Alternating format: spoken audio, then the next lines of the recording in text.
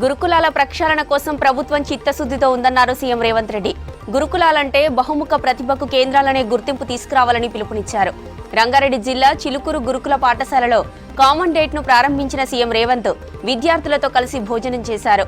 BC, SC, ST, minority గురుకులాలు, హాస్టళ్లలో ఒకే menu అమలు చేస్తున్నామన్నారు.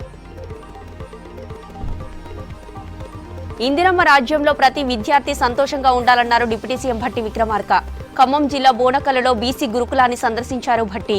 పెంచిన డైట్ ఛార్జీల కొత్త మెనూను ప్రారంభించారు. విద్యార్థులు వారి తల్లిదండ్రులతో కలిసి సహపంక్తి భోజనం చేశారు.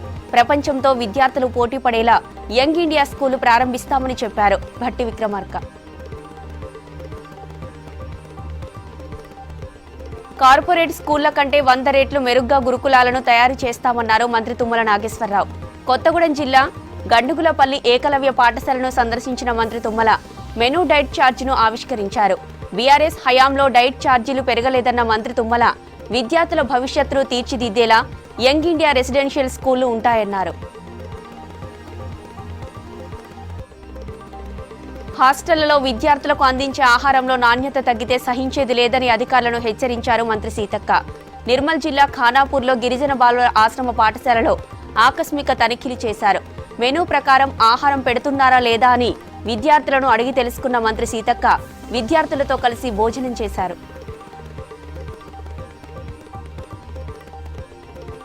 ప్రభుత్వం ఖర్చు చేసే ప్రతి పైసా పేదవారికి చేరాలన్నారు రెవెన్యూ శాఖ మంత్రి పొంగిలేటి శ్రీనివాసరెడ్డి. ఖమ్మంలోని తిరుమలయ్యపాలెంలో గిరిజన గురుకులాన్ని సందర్శించారు. విద్యార్థులకు అందిస్తున్న డైట్ మెనూను పరిశీలించారు.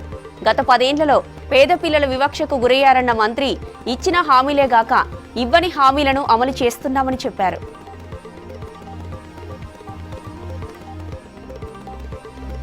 రాష్ట్రంలో Young India integrated residential schools ప్రారంభిస్తామన్నారు మంత్రి ఉత్తమ్ కుమార్ రెడ్డి.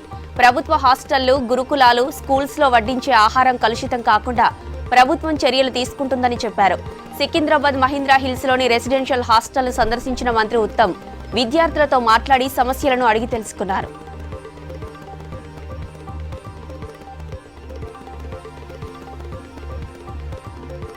వైద్య సేవల్లో డాక్టర్లు నిర్లక్ష్యం వహిస్తే సహించమన్నారు మంత్రి దామోదర రాజనరసింహ. విద్య, వైద్య రంగాలకు రాష్ట్ర ప్రభుత్వం అత్యంత ప్రాధాన్యతనిస్తున్నట్లు చెప్పారు. భూపాలపల్లిలోని గవర్నమెంట్ హాస్పిటల్ ఏరియాలో 13 కోట్లతో నిర్మించనున్న బిల్డింగ్ ను మంత్రి శ్రీధర్ బాబుతో కలిసి శంకుస్థాపన చేశారు. జిల్లాలో అన్ని ప్రభుత్వ ఆసుపత్రుల్లో చికిత్స కోసం వచ్చే ప్రజలకు మెరుగైన వైద్య సేవలు అందించాలని ఆదేశించారు మంత్రి దామోదర రాజనరసింహ. గత ప్రభుత్వ అస్తవ్యస్త పాలనతో విద్యారంగం నిర్లక్ష్యానికి గురైందన్నారు మంత్రి జూపల్లి కృష్ణారావు.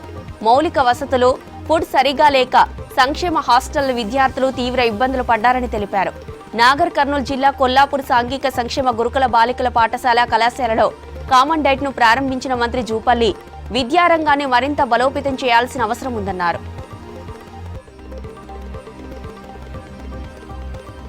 గత ప్రభుత్వాలు గురుకుల రెసిడెన్షియల్ స్కూళ్లను పట్టించుకోలేదన్నారు మంత్రి కొండా సురేఖ. ఆడపిల్లలకు మంచి ఫుడ్ ఇవ్వాల్సి ఉన్నా గతంలో అలా జరగలేదని తెలిపారు. 16 ఏళ్లుగా పెరగని విద్యార్థుల కాస్మెటిక్ ఛార్జీలు సీఎం రేవంత్ రెడ్డి పెంచారన్నారు. సంగారెడ్డి జిల్లా హత్నూర్ అంబేద్కర్ రెసిడెన్షియల్ జూనియర్ కాలేజీలో కామన్ డైట్ కార్యక్రమాన్ని ప్రారంభించారు మంత్రి కొండా సురేఖ. బీఆర్ఎస్ గురుకులాల బాటతోనే కాంగ్రెస్ సర్కార్లో చలనం వచ్చిందన్నారు బీఆర్ఎస్ వర్కింగ్ ప్రెసిడెంట్ కేటీఆర్. సంక్షేమ పాఠశాలలను సంక్షేమ పాఠశాలలుగా మార్చి విద్యార్థుల్లో భయాందోళనలు, తల్లిదండ్రుల్లో ఆవేదన కలిగించారన్నారు. పాలకులు గురుకులాలను మొక్కుబడి సందర్శన చేయకుండా విద్యార్థులకు నాణ్యమైన భోజనం పెట్టాలని డిమాండ్ చేశారు. గురుకుల బిడ్డల గుండె చప్పుడును వినాలంటూ ఎక్స్ లో పోస్ట్ చేశారు కేటీఆర్.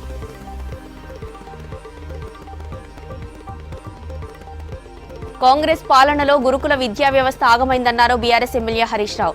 గురుకుల స్కూళ్లలో ఫుడ్ పాయిజన్ ఘటనలు బయటకు రాకుండా ప్రభుత్వం ప్రయత్నిస్తోందన్నారు. అస్వస్థతకు గురైన విద్యార్థులను ఆసుపత్రిలో చేర్పించకుండా హాస్టల్లో ట్రీట్మెంట్ ఇప్పిస్తున్నారని ఆరోపించారు.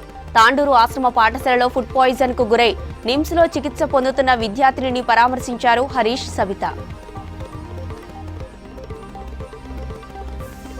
తెలంగాణ సమాజం ఘనంగా జరుపుకునే బతుకమ్మను సీఎం రేవంత్ రెడ్డి అవమానించారని మండిపడ్డారు ఎమ్మెల్సీ కవిత. మన సంస్కృతిపై దాడి జరుగుతుంటే ప్రతి ఒక్కరూ ఖండించాల్సిన అవసరం ఉందన్నారు. సోమాజిగూడ ప్రెస్ క్లబ్ లో తెలంగాణ జాగృతి ఆధ్వర్యంలో రౌండ్ టేబుల్ సమావేశం నిర్వహించారు. తెలంగాణ తల్లిపై ప్రేమ లేదు కాబట్టే సీఎం రేవంత్ రెడ్డి రూపం మార్చారని కవిత విమర్శించారు.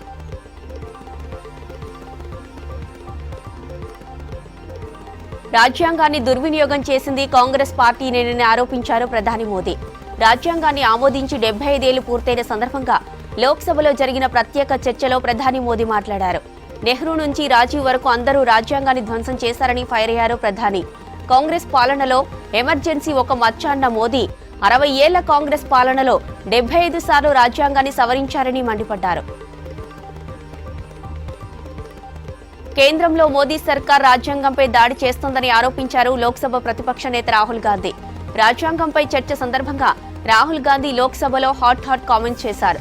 దేశంలో ప్రస్తుతం రాజ్యాంగానికి మనస్మృతికి మధ్య ఫైట్ నడుస్తుందన్నారు. ఏకలవ్యుడి మాదిరిగానే దేశంలోని యువతను బీజేపీ మోసం చేస్తోందన్న రాహుల్ ప్రాచీన వారసత్వం లేకుండా మన రాజ్యాంగం తయారయ్యేది కాదన్నారు. కాంగ్రెస్ పాలిత రాష్ట్రాలపై కేంద్రంలోని బీజేపీ సర్కార్ వివక్ష చూపుతోందన్నారు వయనాడ్ ఎంపీ ప్రియాంక గాంధీ.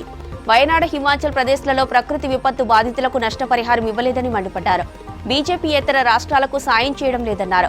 వయనాడుకు ఆర్థిక సాయం అందించాలన్న డిమాండ్తో పార్లమెంటు ముందు కాంగ్రెస్ ఎంపీలతో కలిసి ఆందోళన చేశారు ఎంపీ ప్రియాంక గాంధీ. కేంద్ర హోంమంత్రి అమిత్ షాకు లేఖ రాశారు ఢిల్లీ మాజీ సీఎం ఆప్ జాతీయ కన్వీనర్ కేజ్రీవాల్. దేశ రాజధానిలో శాంతి భద్రతలపై చర్చించేందుకు అపాయింట్మెంట్ ఇవ్వాలని కోరారు. ఢిల్లీ దేశానికి క్రైమ్ క్యాపిటల్ గా మారిందని కేజ్రీవాల్ విమర్శించారు. దేశంలో 19 మెట్రో నగరాల్లో మహిళలపై జరుగుతున్న నేరాల్లో ఢిల్లీనే మొదటి స్థానంలో ఉందన్నారు. ఈ నెల 16న లోక్సభ ముందుకు one nation one election bill రానున్నట్లు అధికారిక వర్గాలు తెలిపాయి.